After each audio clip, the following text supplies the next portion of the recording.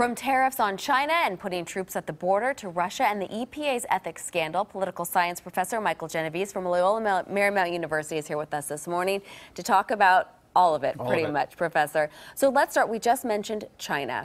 It seems like we are on the brink of a trade war. Many people are getting a little nervous about this. The markets are reflecting that. President Trump, however, has come out and said that trade wars are good and easy to win.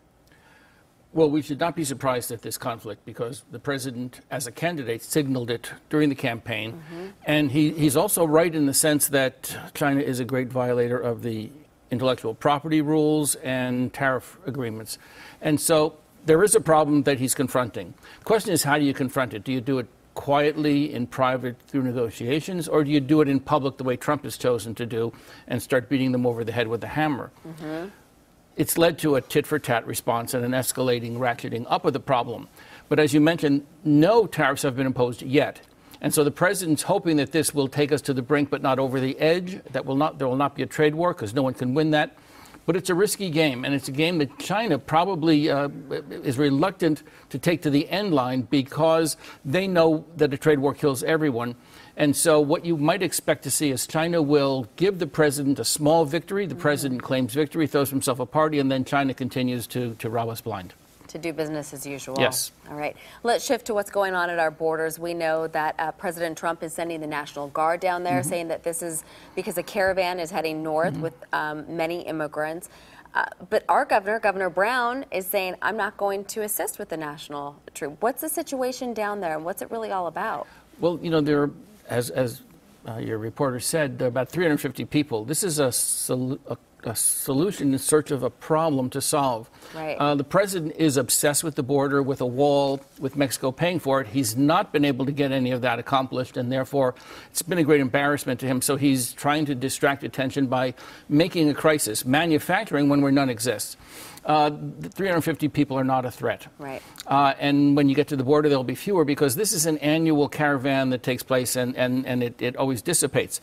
But the president blurted something out a few days ago, and that becomes policy. And the consequences can be great. For example, Mexico is going through a presidential election right now.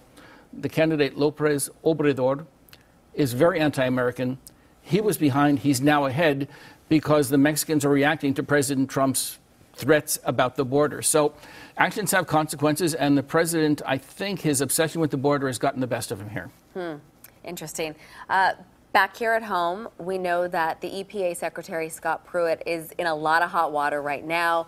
He was living in a condo, apparently, that was owned by a friend of his wife's that was a lobbyist. What is the ethics, what is he accused of in terms of violating which ethics, and could this be another big scandal for the Trump administration? You mean he hasn't been fired yet?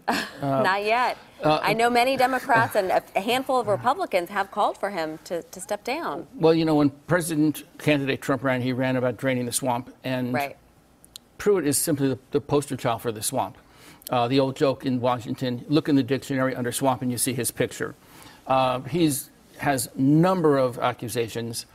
The sweetheart deal on the condo, excessive travel expenses, excessive security apparatus. So he's really in the hot water. The problem is the president desperately wants to keep him because he's actually been a very effective EPA administrator, achieving the president's anti-environmental policy. On the other hand, so embarrassing is this that the president may not be able to hang on to him. So most people in Washington consider Pruitt a dead man walking. And before we let you go, Professor, we know that this week President Trump imposed sanctions on, I believe it was 17 top Russian oligarchs.